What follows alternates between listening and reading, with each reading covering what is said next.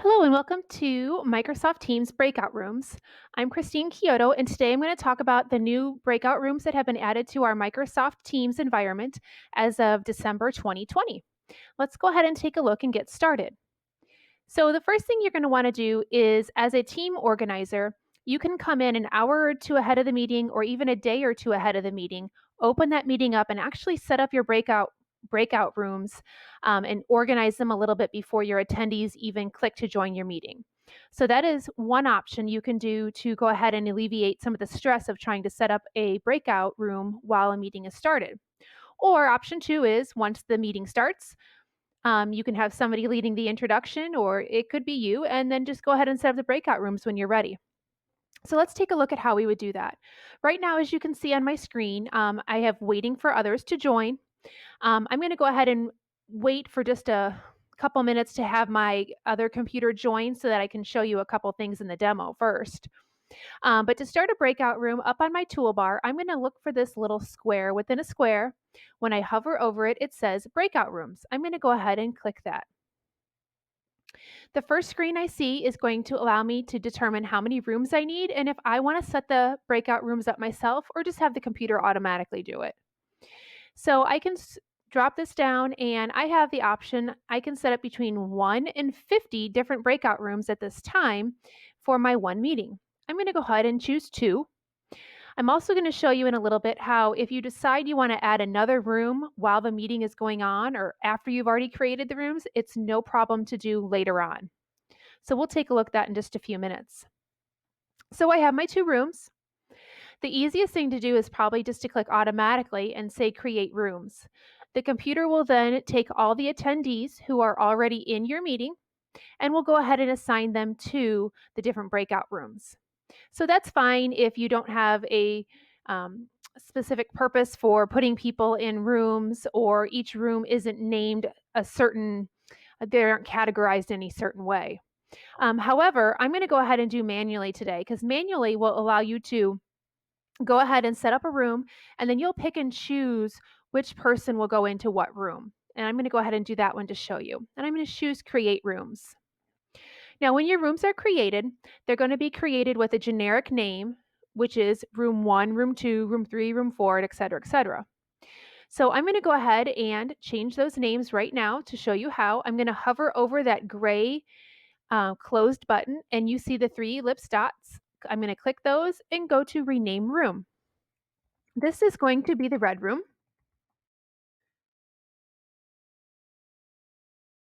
And I'm going to go ahead to my next room and rename that one, which will be my blue room.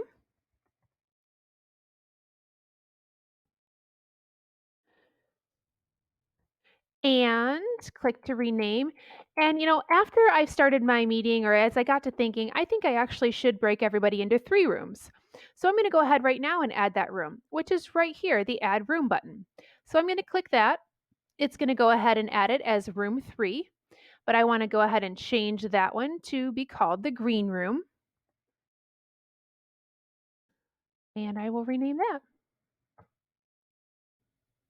And as you can still see, I still have no participants who have joined me in this meeting, which is just fine because this just kind of goes to show you that you can set up these different things for your breakout room in advance before your meeting actually starts. I can go ahead and leave this meeting and close out, and all of my breakout room settings would still be set up here, and they would hold if I went ahead and opened the meeting up again. Before I have my computer join, I still want to take a look at a couple little options here. I'm going to click these 3 ellipsis dots next to the word breakout rooms because this is going to be my breakout rooms overall settings. And I can do 2 things, actually 3 things here. We'll take a look at in a little bit how you can make an announcement to all your breakout rooms. You can go ahead and recreate those rooms.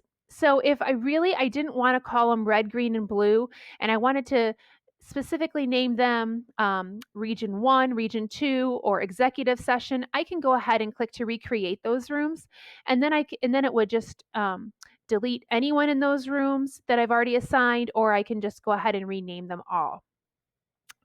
So that's quick and easy to do. I'm going to go ahead and take a look at these room settings with you. So there are two settings at this time for your breakout rooms. The first one says automatically move participants to rooms. So what happens with this setting is as soon as you would click to open your breakout rooms, it would take whomever is in your meeting and automatically kind of shove them, push them. It would take them and just throw them into that breakout room. So nice and easy. They're already there. They're meeting. They don't have to kind of get lost or worried about finding their way. If I were to go ahead and uncheck this and the computer does not automatically move them, what happens is they will get a pop-up screen that will say, would you like to join the red group or the red room? So the participant would actually have the ability to click join or to ignore or join later. I'm going to go ahead and leave this as on because I would actually like my attendees to automatically be placed in those rooms as soon as I open them up. The second setting here, it says participants can return to the main meeting room. So if this is on, that means while participants are in a breakout room, they can come and go as they want. They can leave the room, they could jump in the main meeting, they can come back to the breakout room. So it's almost as if the door could open and close and they could enter and leave. If I go ahead and switch this off, then the participants are stuck in that breakout room for however long you have them open. They will not be able to leave the meeting to go back to the main, or they will not be able to leave the breakout room to go back to the main meeting until you actually close the rooms. So I'm going to go ahead and leave that where all my participants they can they're going to stay in their breakout rooms until I tell them it's time. I'm going to click this arrow to go back to my breakout rooms. And I do believe I have my computer device should be joining us very soon. So right here, my Intune device has joined me. And at the top, you can see assign participants. So this is what's going to happen if you actually already have your breakout rooms open and somebody joins your meeting late. They will appear up here under assign participants. So you'll be able to see them in the main meeting. You'll be able to go ahead and drop this arrow and then click to assign them to whatever room you would choose to send them to. So that is not a problem if a person does join late. One little note here is if a person dials in, so they use their telephone, their mobile device to dial into the Teams meeting, those individuals are not able to be placed into breakout rooms at this time. So there isn't the ability to do that. So typically what's suggested is we just suggest using the main meeting room for those individuals who might be doing a call or dial in, and they can go ahead and meet and brainstorm there. So that is an option to do. So my Intune device here is I'm going to check this box. And then over by assign, I'm going to click to assign, and then I get to choose all my different breakout rooms. I'm going to go ahead and assign that device to the red room. And still nothing has happened. The rooms are not open. I know they're not open because this little gray and white button says that they're still closed. But if I go ahead and hover over that, I see these three ellipse dots. And it says that I can go down and open that room. So there's one option. The second option is what I would suggest is most likely you're going to have more than one room to open. You're going to have 2, 3, 4, maybe 15, 10 rooms to open. So you can just click the button here that says start rooms and it will start all the rooms where there are participants. So in a moment you will see that the red room is opening, but the blue and green room are not because there's nobody in there. If you also saw my main screen over here in the middle, you also noticed my device just left the room and is now in that breakout room. I know that my device or my attendee is in that breakout room because it shows right here. If I drop and I hover and drop this arrow by red room, I can see who is in that room. So if you're needing to check in on people or kind of keep tabs on attendance, even you can go ahead and do that here by seeing, well, wait, who did I put in which room or where did everybody go? So you can check that right here. By again, you would just hover over that room, drop the arrow, and you can see who is in that meeting. And it says right here that this device, this attendee is in that meeting. Now, my attendees may also need me, the organizer, at some point. So they can go ahead and give me messages. And you should see a message pop up here that says the red room says, "Can you help?" So that came to me, the team organizer. So I can reply right here that I can help them. Or if you do not have pop-ups enabled, I will show you the other place where you can find that chat. So back here in your main Teams environment, you can see your chat. So I'm on the chat tab, and over here, Red Room actually has a chat going on. It says, "Can you help?" So this allows the meeting organizer to chat with all the different rooms, because as soon as a chat is created in that room, it will be received by the meeting organizer. So I'll let them know that I'll be there in just a minute, and let's take a look at how you as the organizer can come and go into your different rooms. So I'm going to hover over here, that the open button. When I hover, it turns into 3 ellipses. And when I do that, there's a button that says join room. So as the organizer, you can only join one room at a time. So I personally cannot be in more than one room. I cannot be in the blue and green room, because just as I am only one body, one person who could be in a physical room, same thing in this digital environment. I can be in only one room at a time. So I'm going to click to join this room. A new screen pops up. So you can kind of see I have 2 screens going on here. I will maximize that screen. And I know that this is the red room because up here at the top in the middle, it says that this is the red room. If I were in the blue room, it would say blue room, or if it would say executive session, it would say executive session at the top. I'm also going to show you the conversation. So here's where my attendee asked, "Hey, can you help?" And I said, "Sure, I'll be right there." So that meeting chat is right here, so that you can see that with inside of this breakout room. So now we're here. This Intune device is here. We can brainstorm, we can chat, we can share notes, whatever we need to take care of. When I, the meeting organizer, am ready to leave, I can just go ahead and say that I wanted to go ahead and leave this meeting. And then I go ahead back to my main meeting and I rejoin it. So I'm going to click up here where it says to resume, because it does say that I'm still on hold. So I'm going to click to resume that. And here I am back in the main meeting. So I can just hang out here until people need me. Or I might want to go ahead up here back next to this breakout room, click the 3 ellipses and make an announcement.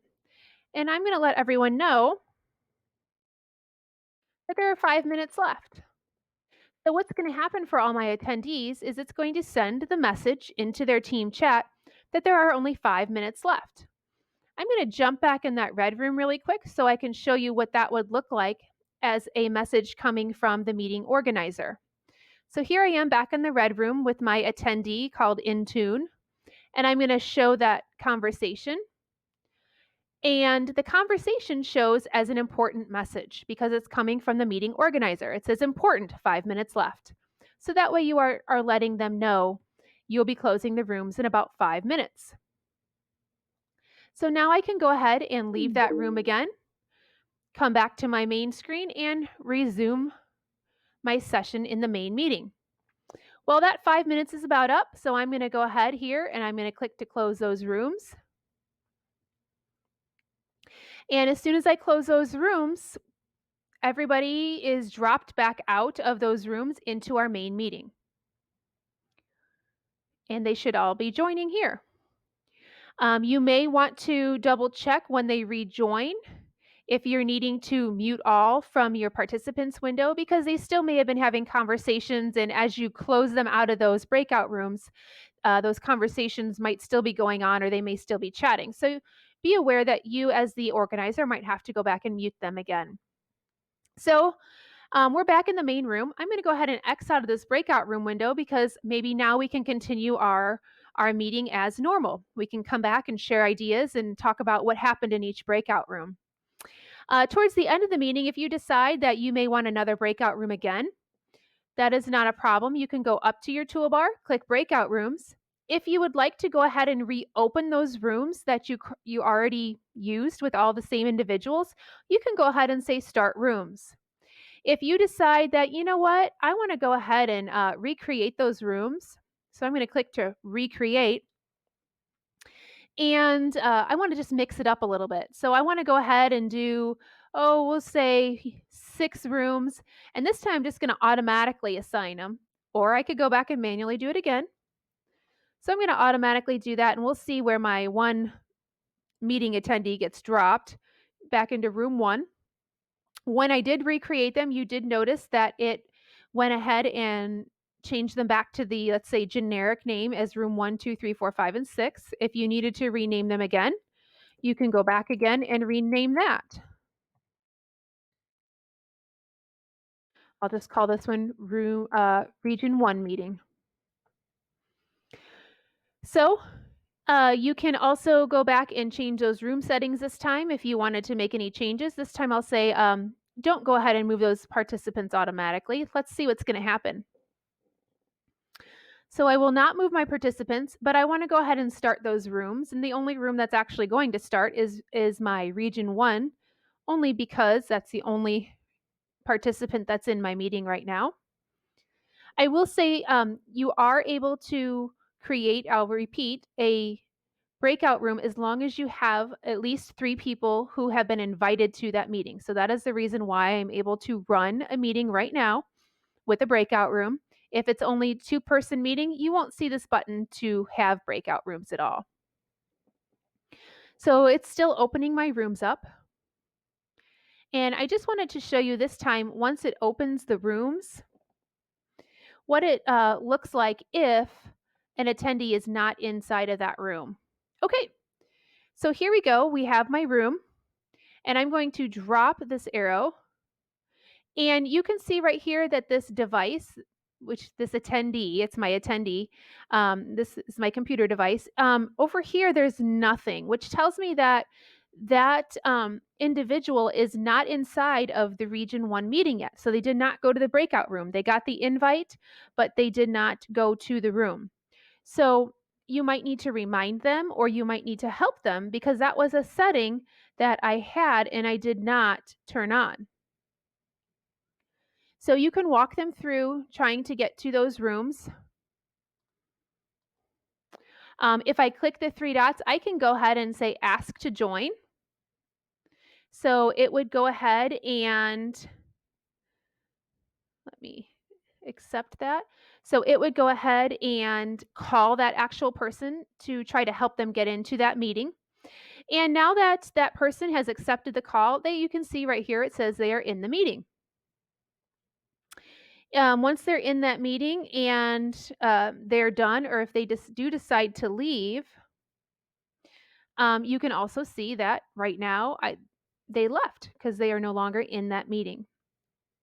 I'm also waiting for others to join here. So if I needed, what I would do is I would also tell my attendees at the very beginning that, you know what, if you ever get lost or you happen to accidentally click off and you lose the meeting, you can go ahead and just click the original meeting invite link and come on back into the main meeting. And then they can be reassigned into a breakout room if needed. So again, what I was just saying is if somebody gets lost or disconnected, have them join the main meeting link and meet you back in the main meeting room. And then they should have no problem getting back into a breakout room or, again, back into the main meeting. So that's pretty much breakout rooms. If you do have more questions, please feel free to reach out, ask questions, really give it a try. If you invite 3 people to a fake meeting, you can give this a shot and try it out just as I am right now today.